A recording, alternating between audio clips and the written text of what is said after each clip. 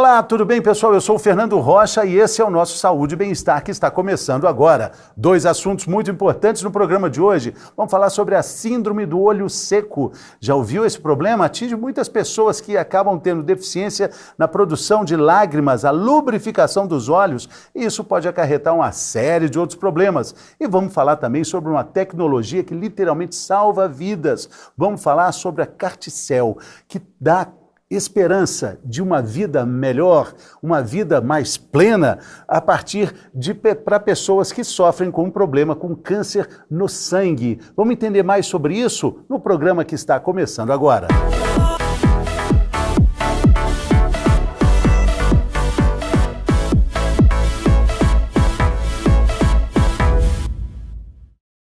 Muito bem, vamos começar o programa de hoje com a hematologista doutora Mariana Chalup. A gente vai falar sobre a tecnologia do Carticel, a princípio usado exclusivamente para o câncer de sangue, câncer no sistema cânceres ligados ao nosso sistema hematológico, não é isso, doutora? É isso mesmo, Fernando. Mas a história é muito maior, porque a perspectiva é de uma esperança de cura para vários outros tipos de doenças que hoje são pontos de interrogação, né, doutora? Exatamente, Fernando. Na verdade, a ideia por trás do Carticel é ensinar o próprio sistema imunológico a reconhecer as células tumorais e, a partir disso, de fazer a destruição dessas células. Então, é uma ferramenta muito importante para o tratamento dessas doenças. Nesse primeiro momento, a gente está falando de leucemia. Sim, a gente tem autorização no Brasil pela Anvisa para tratamento da leucemia linfoblástica aguda do tipo B, para alguns linfomas não Hodgkin do tipo B e também para o mieloma múltiplo. Mas existem estudos para outras doenças hematológicas e para doenças oncológicas, que são os tumores sólidos. E o que que com esse Carticel? Carticel é C-A-R-T, tracinho, né? É, o R, o tracinho antes do T. Na verdade, ele vem da sigla do inglês, né? Que é receptor quimérico de antígeno, e o T é porque ele é ligado ao linfócito T, que é a célula modificada. Então, para a gente entender um pouquinho o que é o Carticel, a gente precisa entender como que funciona o sistema imunológico. Então, o nosso sistema imunológico, ele reconhece alguns marcadores nas superfícies das células, tanto células anormais quanto células normais do nosso sistema imunológico, e também células estranhas, bactérias e outros micro-organismos. Um dos mecanismos de escape das células tumorais é justamente expressar na sua superfície marcadores que não são reconhecidos pelo sistema imunológico. Então, através do Carticel, em laboratório, você vai introduzir uma partícula de um DNA que vai fazer com que essa célula do próprio paciente expresse um marcador que identifica a célula tumoral. Vou dar um exemplo. Na leucemia linfoblástica aguda, ela vai expressar um marcador que chama CD19. O Carticel da LLA, ele é um anti-CD19. Então, ele vai conseguir reconhecer as células que são CD19 e, a partir daí, fazer a destruição dessas células. Ou seja, é como se zerasse a história para começar de novo com uma outra composição de células e de células saudáveis, principalmente? É, mais ou menos. É um aprendizado. Você vai ensinar o sistema imunológico a reconhecer células que sem esse ensinamento ele não seria capaz de reconhecer. Então é o próprio sistema imune, ao invés da quimioterapia, que é o tratamento convencional, o próprio sistema imunológico vai promover a destruição dessas células. E ao contrário da quimioterapia, que destrói células do corpo todo, a célula linfóide, que é a célula do nosso sistema imunológico, ela vai reconhecer exclusivamente aquela célula cancerosa. Então, acaba provocando menos efeitos colaterais a médio e longo prazo. E por que o ponto de partida desse avanço na luta contra vários tipos de cânceres com a leucemia, no sangue? Tem alguma razão específica? Tem, na verdade, tem algumas razões específicas. Os tumores sólidos, de modo geral, até pela formatação deles, é mais difícil das células imunológicas penetrarem, por exemplo, no interior deles. Já os cânceres hematológicos, eles são mais distribuídos ao longo dos tecidos, então fica mais fácil para o sistema imune reconhecer. Além disso, eles têm alguns marcadores mais específicos do que alguns tipos de tumores sólidos. Então, os tumores sólidos, eles têm um marcador, eles têm um infiltrado inflamatório diferente do que as doenças hematológicas. Então, por isso que está bem mais avançado realmente nas doenças hematológicas. E mesmo assim é um processo ainda muito, muito complicado, caro também, né? Muito caro. A gente estava conversando aqui sobre um paciente que um querido amigo lá de São Paulo, que teve condição de ir para a Universidade de Ohio, para o hospital da Universidade de Ohio, né? E conseguiu fazer um carticel duplo, que era inédito até na própria faculdade lá. Sim. Até pela idade dele, com mais de 30 anos, ele conseguiu arrecadar uma verba significativa. E o companheiro dele, que é um outro amigo querido, Tião, o paciente, Tiago, o companheiro, eles foram explicando, impressionante, o Tiago acompanhou ali máquinas, o sangue todo sendo filtrado, recolocado e trabalhado naquela maquinaria toda, doutora. É muita tecnologia por trás desse procedimento, né? Então existe uma série de passos em laboratório, existe uma série de situações muito específicas que fazem com que ele seja muito caro mesmo. Então desde a fase da coleta específica das células do tipo T, que são os linfócitos T, que são células muito poderosas, muito potentes no combate a essas células estranhas ao nosso organismo. Então, é feita a coleta dessas células, essas células são levadas para um laboratório. Dentro desse laboratório é realizado o que a gente chama de manufatura, que nada mais é do que a inclusão de partículas de DNA associados a alguns vírus que não provocam doenças, dentro do DNA da célula normal. Então, olha a complexidade que envolve nisso. Então, é por isso que é bastante caro. Depois desse procedimento, as células precisam ainda ser multiplicadas, então elas têm que crescer para que, de fato, você tenha uma quantidade suficiente dessas células para ter eficácia dentro do paciente. Essas células são congeladas e todo o processo demora entre 4 a 8 semanas. E não é um processo simples, são décadas de pesquisas, né? Então, é caro mesmo. A nossa expectativa, inclusive, é que com novos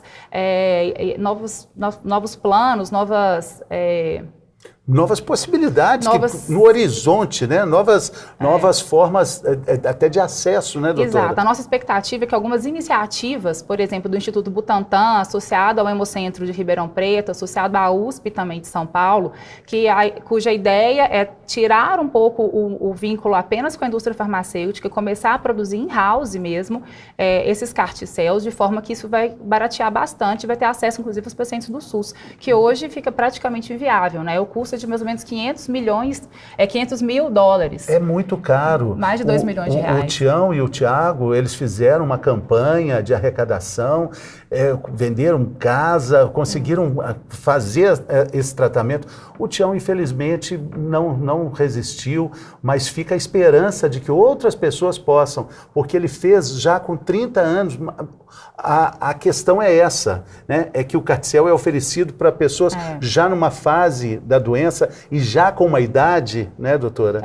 Que torna isso mais difícil ainda, né? A gente ainda não tem uma idade limite para o acesso ao carticel. No Brasil, no caso da LLA, que é a leucemia linfoblástica aguda de células B, foi aprovado para pacientes até 25 anos, mas fora do Brasil já existem aprovações para pacientes mais velhos.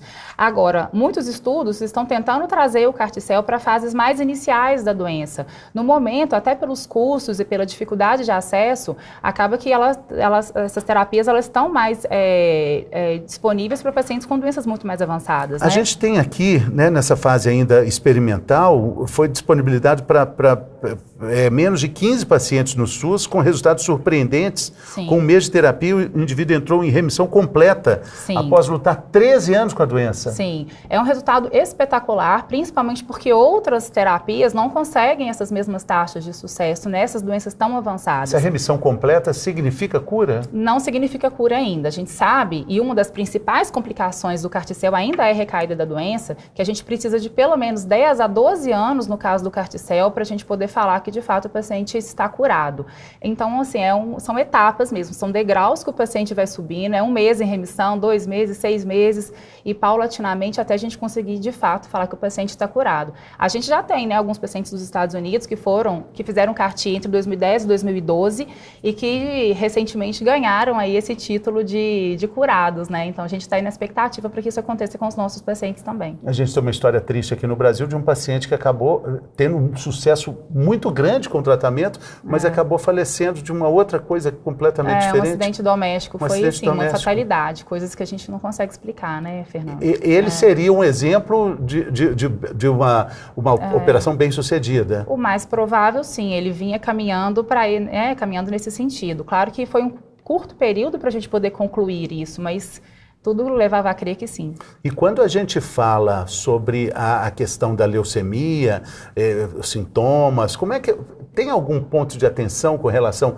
à identificação de tudo isso? Já que, olha, nós estamos falando de uma tecnologia muito avançada e que pode ser oferecida em um momento, no estágio ainda inicial da doença. Mas ela é difícil também de detectar em alguns momentos, né? Em algumas situações, doutora. Na verdade, as leucemias agudas, a gente fala que elas chegam fazendo barulho. Então, é mais difícil ser diagnosticado numa fase mais tardia. Qual barulho? Sangramento, febre, o paciente fica muito prostrado, o paciente apresenta algumas alterações nos exames de sangue, varia muito de acordo com a faixa etária. É uma situação que vai fazer com que alguma ação seja necessária. Geralmente você vai levar a pessoa para o médico, seja no hospital, seja num pronto atendimento, isso acaba acontecendo. Principalmente febre, sangramento, um quadro um pouco arrastado, sangramento nasal, sangramento em gengiva, vários roxos no corpo, mas não aquele roxo que a gente espelha, que a gente sabe que pode acontecer, mas equimoses muito desproporcionais, às vezes a pequenas pancadas que a gente tem, e é associado a outras coisas. Então não é só aquele roxo que aparece no paciente que está bem. É aquele roxo que aparece no paciente que está tendo febre, às vezes febre no final do dia, que não está se sentindo bem, que está tendo muito cansaço, então fadiga é um sintoma muito importante, palidez também, porque vai estar associado à anemia. Então são manifestações que rapidamente levam o paciente a um diagnóstico. Às vezes não a um diagnóstico, mas levam o paciente ao médico e aí a sequência toda até chegar a um hematologista. Sim. Quando a gente fala sobre a questão da leucemia, é muito comum também se esperar a história do transplante, né, de medula, doação, né? Sim. As leucemias agudas, elas são, no Brasil, a principal causa de transplante de medula, a principal indicação de transplante de medula. Nem todas as leucemias agudas vão ter indicação de transplante, mas mais da metade delas, principalmente em adultos, acaba realmente precisando de um transplante. E aí a gente tem aquelas alternativas de encontrar um doador aparentado, que nem sempre é possível, e a gente precisa recorrer aí aos bancos de medula, tanto nacionais quanto internacionais, que dependem aí da boa vontade, da generosidade das pessoas. Então a gente sempre fala que se você doou sangue, seja também um doador de medula, se inscreva lá no banco de sangue. Aqui nós temos o Hemominas, né? Sim. Faz um trabalho tão bacana, mas é preciso atualizar. Exato. Porque às vezes as pessoas vão se esquecer disso, mas uma hora você pode ser lembrado. Esse é um dos grandes problemas. Às vezes, anos depois do cadastro, é encontrado um doador, às vezes no mundo inteiro, um paciente necessitando, e eles não conseguem identificar o doador, porque mudou de endereço, mudou de telefone, isso é um problema. Lembrando que para o cadastro nos hemocentros só é coletado uma amostra de sangue periférico, então não é um exame doloroso, é uma amostra de sangue, isso vai ser colocado no cadastro e aí se porventura vier a surgir um paciente precisando da sua doação, pode ser feito tanto a doação de sangue normal, sem precisar da coleta de medula, através de algumas técnicas especiais e muito raramente a medula. Eu gosto sempre de enfatizar isso porque as pessoas ainda têm muito medo de precisar doar a medula, como é feito a coleta na crista ilíaca, que é um exame mais doloroso, mas hoje a maior parte das doações, elas são feitas com sangue mesmo, então isso já deixa o processo mais fácil para o doador. E há algum tempo, não muito distante, existia uma comparação que achar um doador era mais fácil achar uma agulha num palheiro do que um doador, mas isso mudou, né? Mudou, tem melhorado bastante, mas dependendo da etnia dos pacientes ainda é muito difícil, então o paciente caucasiano, né, o pessoal de origem europeia tem mais facilidade. Mais de 70% vai encontrar um doador. Um país miscigenado como é o Brasil, com pessoas que vieram do mundo todo, a chance já cai para 30% a 40%. E o CARTICEL tem relação, no caso de luta contra uma leucemia, um problema do nosso sistema linfático? Primeiro se procura o transplante de medula e depois o CARTICEL ou não exatamente nessa ordem? Não necessariamente. Nesse momento, no caso das leucemias agudas, o CARTICEL ele ainda está sendo mais reservado para os pacientes que têm recaídas depois do transplante halogênico de medula óssea. Mas nem sempre. Já existem muitos estudos do CARTICEL um pouco mais precoces. No caso dos pacientes com linfoma, é possível até que o CARTICEL substitua o transplante halogênico de medula, porque ele tem mostrado resultados muito promissores, mas hoje ainda até por uma questão de acesso, por uma questão de custo, o transplante ainda tem sido mais realizado, mas vamos ver no futuro como que isso vai ficar. Qual sua sua perspectiva? O que você acha? Porque tudo avança muito rápido, né? Tudo avança muito rápido, mas eu acho que são terapias complementares. Eu acho que o CAR-T-cell não veio para substituir o transplante. Eu acho que eles vão ser complementares. Inclusive, muitos pacientes a gente não vai conseguir curar com CAR-T-cell e a gente vai, talvez, usar o CAR-T-cell como uma ponte para aí sim fazer um transplante que pode ser curativo e o contrário também. Às vezes o paciente vai fazer um transplante, vai recair, vai fazer um CAR-T-cell no futuro. Então, eu acho que vão ser terapias complementares. E no início a gente estava falando, né, que com tumores sólidos que se apresentam em outras partes do corpo, na bexiga, por exemplo, na mama, a questão do CAR-T-cell fica mais difícil dessa luta acontecer ali, né? Mas eu acho que vai ser um grande marco quando os cientistas, os pesquisadores conseguirem evoluir nesse campo, né, doutora? Com certeza, eu acho que vai mudar o paradigma. A gente ainda não sabe se todos os tipos de neoplasias sólidas vão ser candidatas aí para o CAR-T-cell. No momento, os 2 tipos de tumores sólidos o que mais tem pesquisas é o glioblastoma e o melanoma. Melanoma, lembrando que é aquele câncer de pele que é muito frequente, né, inclusive. Então, pode ser que realmente mude o paradigma dos tratamentos. E com relação a preço, a gente viu aqui que o SUS tem alguns trabalhos aqui experimentais, mas ainda é uma realidade muito distante a gente falar de ter um CAR-T-cell no nosso Sistema Único de Saúde. Né? Ainda não temos estrutura para isso, né? A gente tem que lembrar que o Brasil é um país continental, um país onde ainda faltam recursos muito básicos de saúde para as pessoas.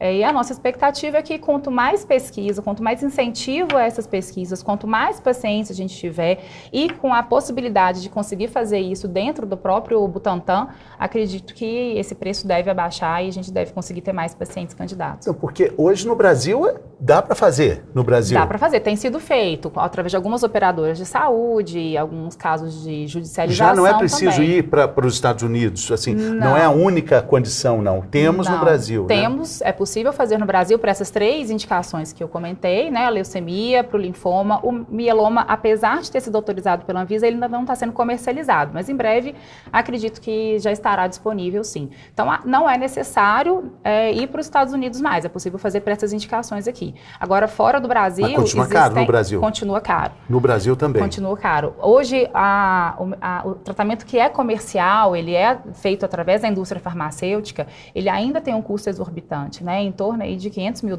É muito difícil isso, muito né? dinheiro, É um dilema para os médicos que trabalham com essa questão na luta oncológica, né, doutora? Porque a vida não tem preço, mas ela tem custo. Tem custo. E a pergunta que a gente sempre faz, né? Quem vai pagar? Quem vai pagar? É um tratamento muito caro e, como eu comentei, a gente tem carências de tratamentos, inclusive, muito mais baratos, né? Então, assim, a gente precisa de alguma forma mesmo que esse tratamento seja mais acessível para a população, porque são pacientes muito jovens, como eu falei, a LLA até 25 anos, não sim, são crianças, com toda uma vida pela frente, com grandes expectativas de conseguir ficar curados, de se tornarem adultos produtivos. Então, acho que o grande segredo é melhorar esse custo. E por outro lado, essa é uma conversa difícil, né, que a família precisa ter com o médico, é a viabilidade, até onde se pode caminhar, porque são recursos que vão ser desprendidos, são bens que vão ser vendidos, é dinheiro que vai ser juntado ali, assim, mas qual é a possibilidade mesmo?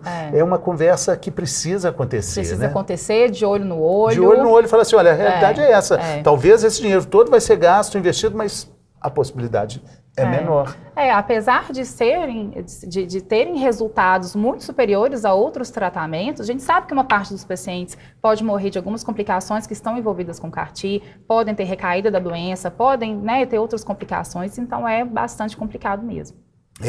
A gente precisa falar mais sobre isso, é preciso ter mais informação, é preciso entender como esse processo acontece, porque é assim que a gente evolui, né, doutora? Exatamente, e que a ciência continue evoluindo cada vez mais. Acreditar na ciência, fundamental acreditar na ciência. É assim que a gente vai ter uma vida mais plena, que a gente vai viver mais, né? Exatamente, viver mais e melhor. Não é só viver mais, né? Tem que viver também com qualidade. Doutora Mariana Chaluppi, muito obrigado. Boa sorte na sua jornada aí. Um abraço à querida amiga também que esteve aqui da outra vez. Isso, a Camila. Camila, Isso. Camila Pádua. Doutora Camila Pádua. Um grande abraço para ela. Isso. Muito obrigado. Eu que agradeço. Boa Obrigada sorte. a todos. Valeu. A gente fica por aqui. Não. Fica só por um intervalo. Daqui a pouco a gente vai falar sobre um problema que tira a qualidade de vida de muitas pessoas, a síndrome do olho seco. Falta lágrima, falta lubrificação e aí acontecem vários problemas. A gente vai entender melhor sobre isso daqui a pouco, depois do intervalo.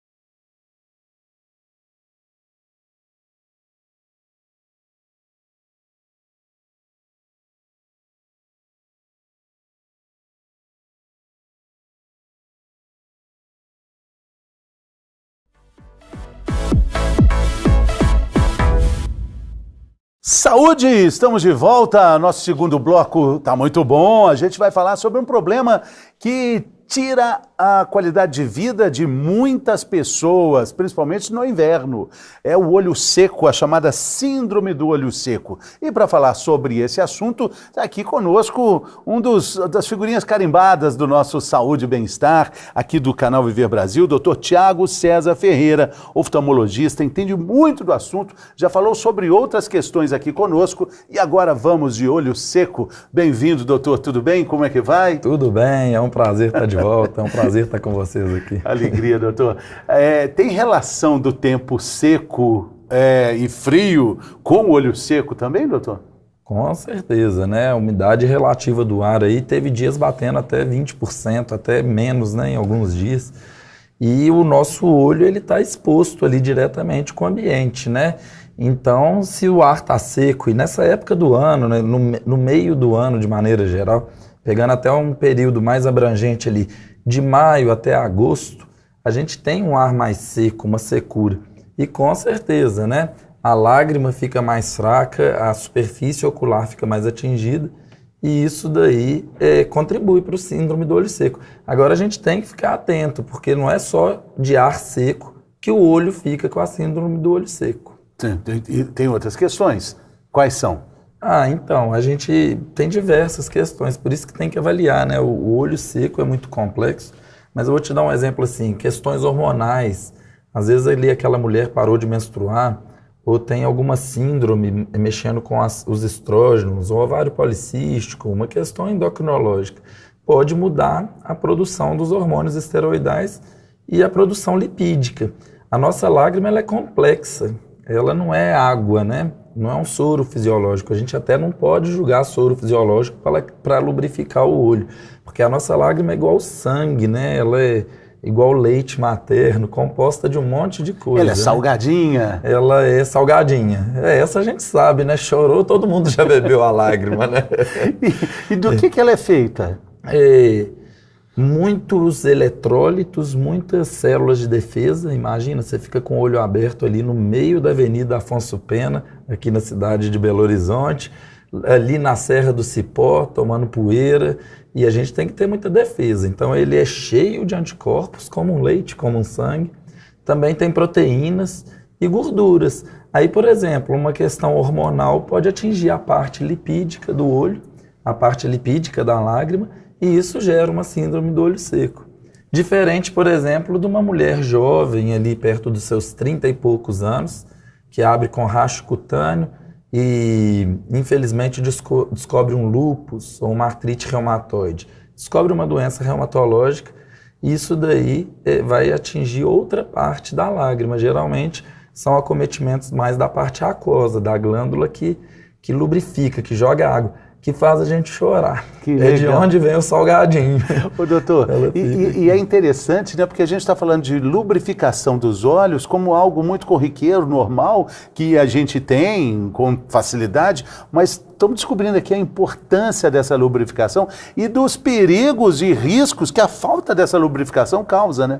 Com certeza, né? O nosso olho ele é exposto e ele é preparado para não ter tanta tela de computador, tanto ar-condicionado, tanta epigenética, né? Tanto o ambiente atuando em cima da gente. O calorão, prefere o calorão? Avenida Afonso Pena, Praça 7, aquele calor que você dá para fritar um ovo no asfalto?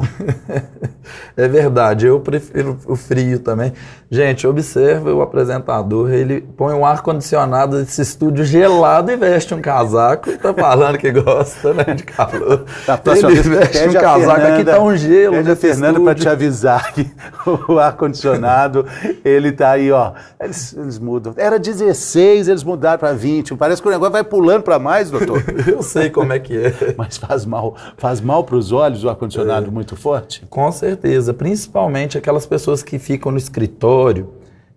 Se já tiver uma tendência a olho seco, se puder evitar o fluxo de ar, né? Porque como estamos aqui no estúdio, todos a mesma temperatura, muitos equipamentos, né, que tem que ser refrigerados. Nós no centro cirúrgico, né, aqueles aparelhos oftalmológicos, tudo tem que ser muito geladinho.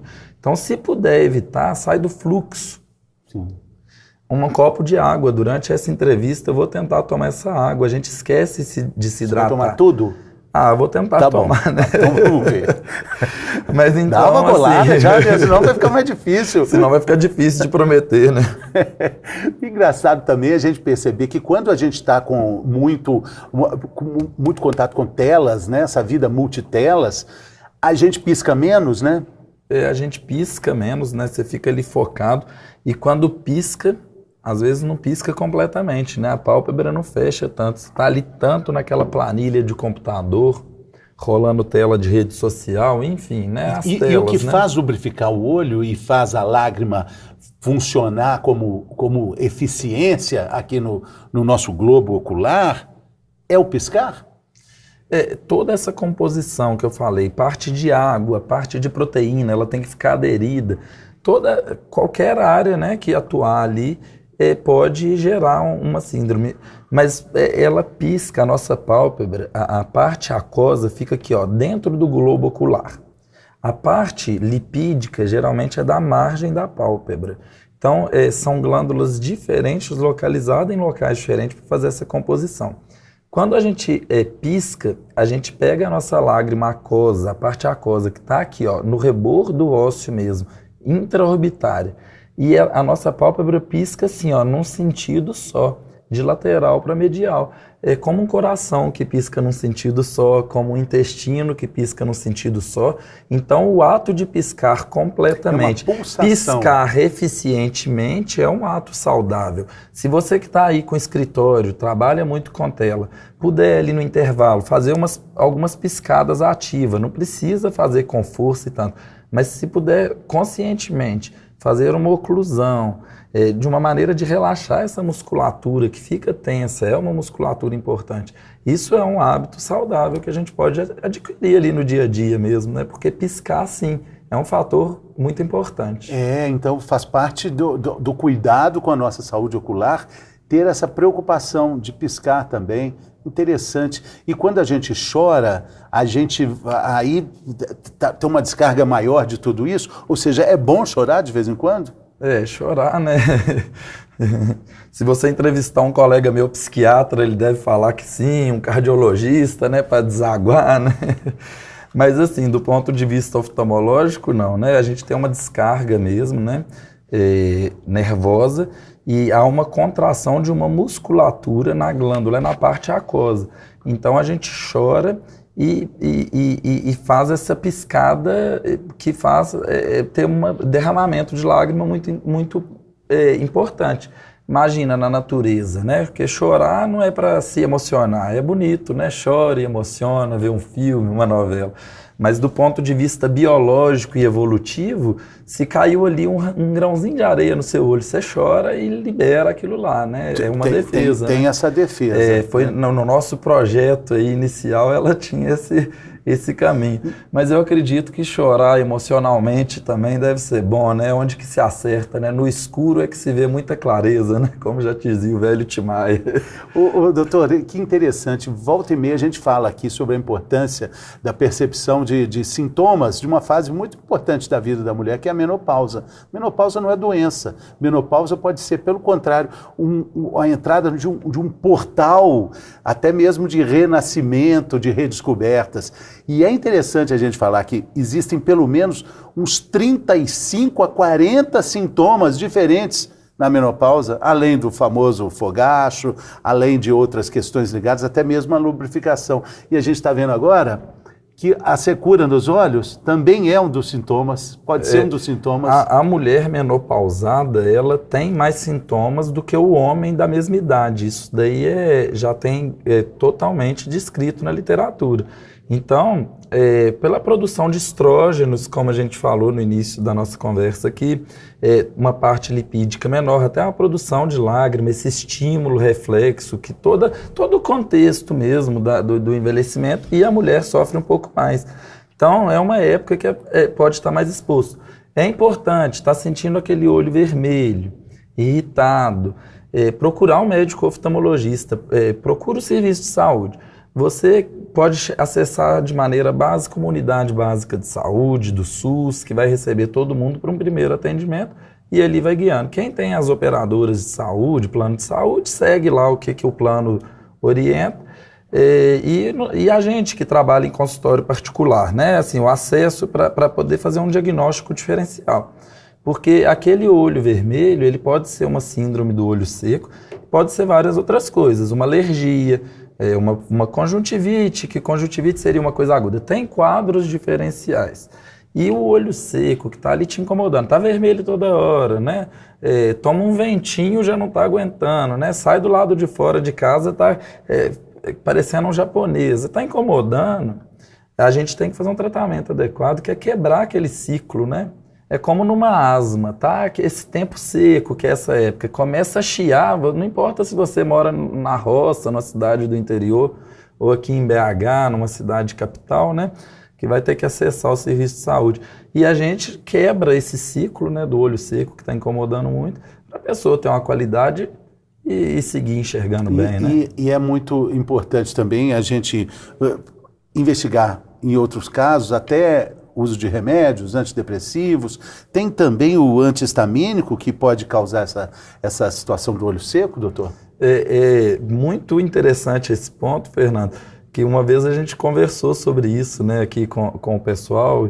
O doutor já esteve aqui apenas umas 19 vezes, e agora numa dessas vezes a gente conversou sobre isso, né, doutor? Mas é um imenso prazer, né? Nosso prazer, a minha versão dessa época é a minha versão outono-inverno, né, de vindo aqui. Ah, sim, a temporada outono-inverno, é verdade. Mas isso daí foi um ponto interessante, já que a gente está falando de olho seco, está orientando sim, claro. O pessoal, porque o colírio, ele encontra lá na farmácia e bastante, né? Hoje em dia tem muito fabricante. A gente fez um programa sobre isso. Exatamente. Colírio é remédio. Colírio não é bala. Exatamente. O que é isso no seu bolso? Drops não é o colírio. Então me dá uma gotinha aí. Não é assim, né? E o pessoal, a gente que está na lida, né? Tem paciente no consultório, tá vendo gente todo dia. É bom a gente conversar, que o pessoal acha isso, né? Que é o colírio comum, que tá... Tudo bem, a maioria é mesmo, mas... a maioria não, perdão. Ali de lubrificante. A maioria de colírios lubrificantes, você vai poder alternar.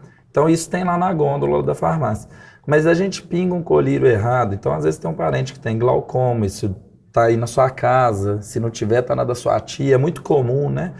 Uma pessoa que faz algum tipo de tratamento lá com anti-inflamatório, antialérgico, ceratocone, né? Variadas doenças, pode ter esses antihistamínicos, esses tipos de remédio, e isso altera demais o ambiente, né? O ambiente é alterado por uma droga adicionada ao olho. Agora, né? O tratamento para o olho seco, para a síndrome do olho seco, é com colírios também? É com as chamadas lágrimas artificiais? O básico para você que está incomodado em casa, você que está aí trabalhando, está assistindo a gente e tem reparado que no computador está incomodando. Bebe água, é sério, a gente não hidrata. Eu vou fazer minha parte porque tem que dar o exemplo, né? Como um bom médico. Era como se vocês me encontrassem na farmácia por aí pingando qualquer colírio, nem olhasse, né? Pegasse com alguém um colírio para pingar. Bebe água, cuida do ambiente. Essa época é a época que a gente fala para pôr um vaporizador. Quem é mais sensível vai ajudar na via aérea, vai ajudar de maneira geral. Um colírio lubrificante, né? Que já foi prescrito, aquele colírio que realmente é o lubrificante, eventualmente ele vai dar um auxílio. Mas está ficando muito incomodada, procura o serviço de saúde, porque a gente tem realmente uma gama de situações em que vai olhar. Agora, o tratamento do olho seco está muito evoluído, até mesmo porque está muito prevalente. Vem com essa nossa vida moderna.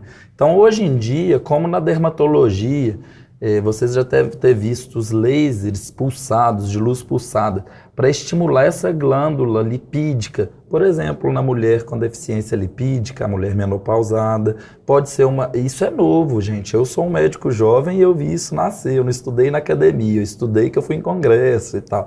E já está bastante difundido nos consultórios. A gente tem tratamentos com anti-inflamatórios específicos, quebrando alguns ciclos, por exemplo, em síndromes reumatológicas, com muita afecção ocular, mas o tratamento básico, né, são com colírios, que também vem evoluindo muito. como os injetáveis de ácido hialurônico que a gente vê por aí, com biocompatibilidade, na oftalmologia também tem surgido mais tecnologias, né? Todo ano lança, esse ano a gente pode citar tecnologias aqui novas que vêm para compor esse arsenal. E a base é isso mesmo, o colírio, né? Quem está vendo a nossa entrevista, a nossa telespectadora, o nosso telespectador pelo mundo afora, não só em Minas Gerais, porque estamos na internet também, aí fica pensando, poxa, eu uso muito computador, eu trabalho muito com telas, o que eu posso usar para amenizar isso? Uma pessoa que não sofre exatamente a síndrome do olho seco, mas sente aquele desconforto. Posso ir na farmácia e comprar aquela lágrima artificial, aquele colíriozinho que parece ser mais simples, doutor? Posso me automedicar ou é necessário mesmo ir até ao médico, ao oftalmologista? Esses colírios lubrificantes básicos, eles também são colírios, eles têm um produto nele, então não é um amplo uso não. Mas os comuns têm que ter uma boa orientação. Nas farmácias com responsabilidade, com farmacêutico, que vai poder fazer uma orientação para você usar um colírio lubrificante basicamente, é um primeiro caminho sim. Então esse sim. Mas a gente tem que ter uma orientação, como a gente viu, que tem um arsenal, aqueles para clarear, o azulzinho que todo mundo tem no bolso, esquece aquele azulzinho, são os azuizinhos, e agora eles fizeram com frasco verde também. E tem o verdinho também. Tem do verdinho também. Então assim, esses frascos coloridos, esses aí não são de boa prática. Mas se a gente está percebendo o incômodo, não compra de novo, entendeu? Evita a automedicação, não faça uma automedicação. Acaba sendo mantenedor da irritação, né, doutor? Principalmente quando o caso tô com o olho vermelho, aí vai pingar um colíriozinho lá, ele vai deixar o olho cada vez mais vermelho. Pode ser que aconteça isso, né? Com certeza. Quando tem a quebra desse ciclo, é uma quebra de um ciclo, uma cascata inflamatória. Então aquela lágrima ela tem a função de proteger o nosso globo ocular. Ele fica é como se o para-brisa do nosso carro retesse aquela água de chuva e fica ali, né? Uma camada de nata, uma camada de lágrima. Isso é a função do nosso filme lacrimal. Se ele é craquelado por baixa hidratação, por questão do computador e tudo isso, né? Ou de doença, e fica craquelando aquele filme lacrimal, fica aquele trem meio desértico, uma pele muito seca, propicia infecção, inflamação, e é um ciclo que não se quebra.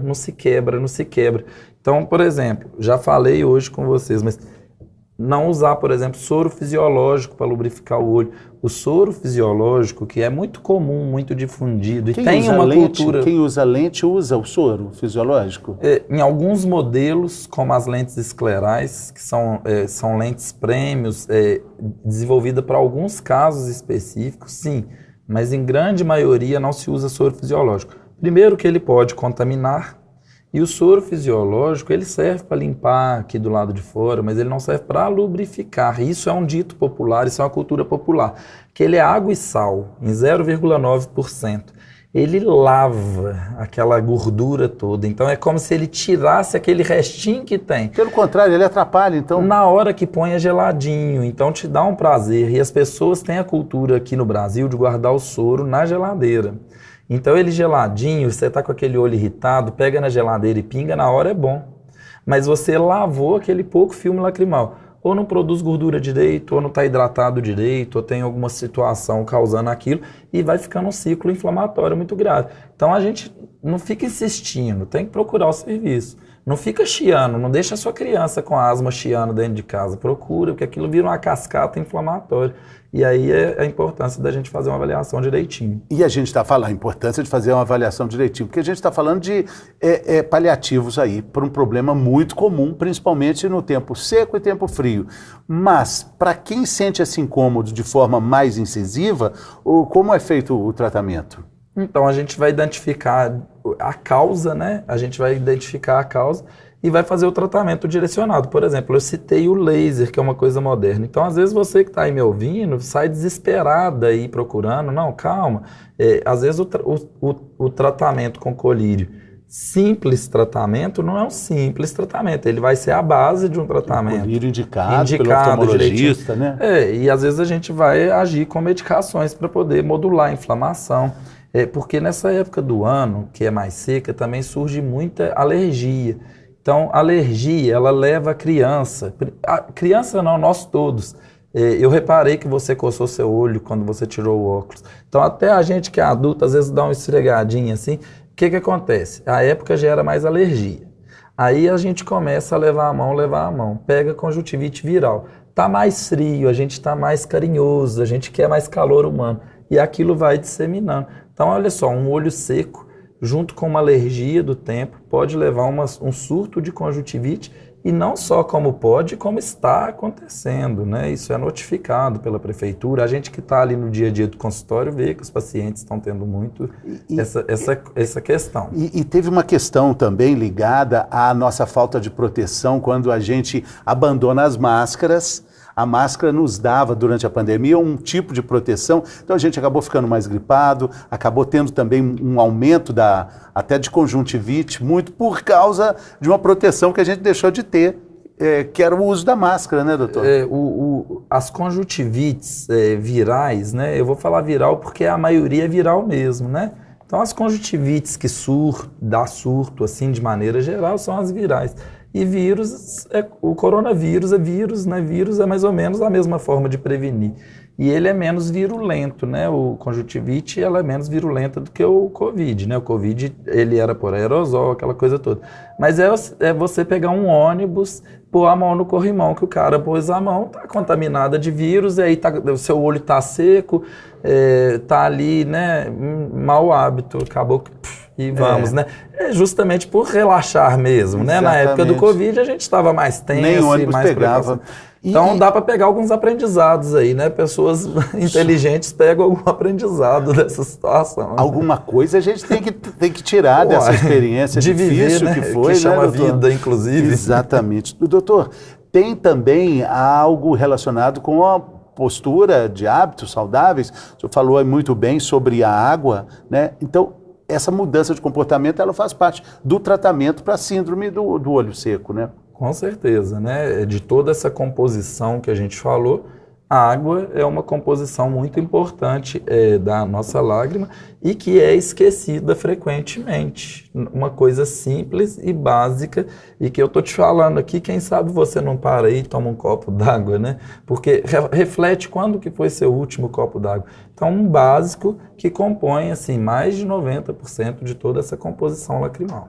Estamos falando, assim, de tudo que a gente está dizendo de cuidados, de prevenção, o fundamental aí, talvez mais simples, é o tomar água, prestar atenção nisso, né?